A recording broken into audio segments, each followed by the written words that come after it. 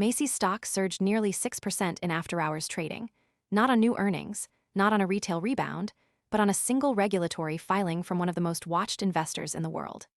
The trigger: confirmation that Berkshire Hathaway now holds a $55 million stake in the department store chain, a move that instantly reignited market attention and sent ripples through retail and legacy investing circles alike. The disclosure came via Berkshire's latest 13F filing, which revealed the company accumulated between 3 and 4 million shares of Macy's by the end of March.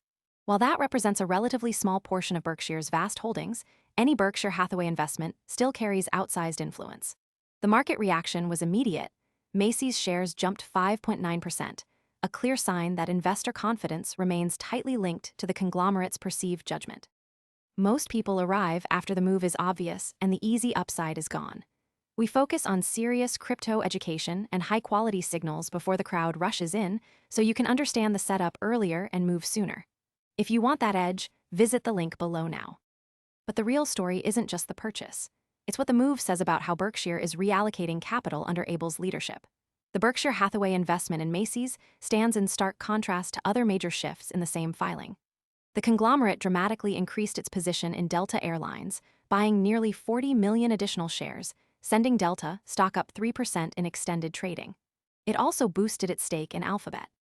At the same time, Berkshire completely exited long-held positions in Amazon, Visa, MasterCard, United Health, Aon, and Domino's Pizza. United Health's stock dipped 2.4% following the news. These moves suggest a strategic rebalancing, possibly influenced by the recent departure of portfolio manager Todd Combs to J.P. Morgan Chase. Now, why Macy's? The company has been in the midst of a comprehensive restructuring plan, closing underperforming stores while doubling down on high-volume locations, Bloomingdale's, and its upscale beauty chain Bluemercury.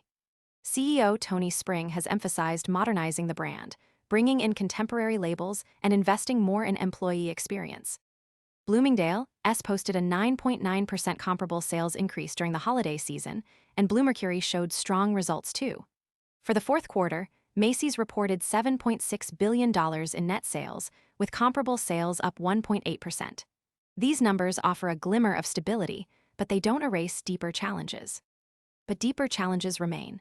Management forecasts declining net sales for fiscal 2026, projecting between $21.4 billion and $21.65 billion, down from $21.8 billion in 2025. Adjusted earnings per share are expected to land between $1.90 and $2.10. Tariffs are a growing concern. With most of Macy's apparel, home goods, and accessories sourced internationally, the company has warned that tariff pressures will hit hardest in the first half of the year, particularly in Q1. That's a real headwind, especially as competitors like Kohl's report soft consumer spending among middle and lower-income shoppers. Here's the catch. The 13F filing is a historical snapshot. It reflects holdings as of March 31.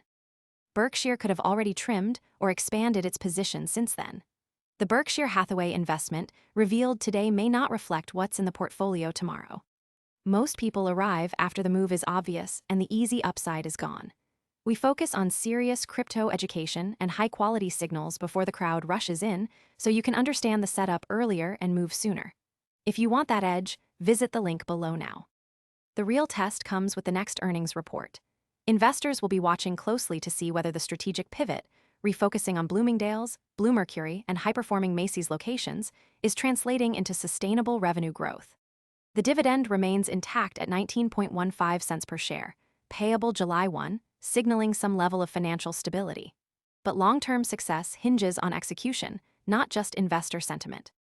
The importance of this Berkshire Hathaway investment goes beyond the dollar amount. It's a signal that value investing isn't dead, it's evolving. Under Greg Abel, the conglomerate appears to be making deliberate, targeted bets on turnaround stories and undervalued assets.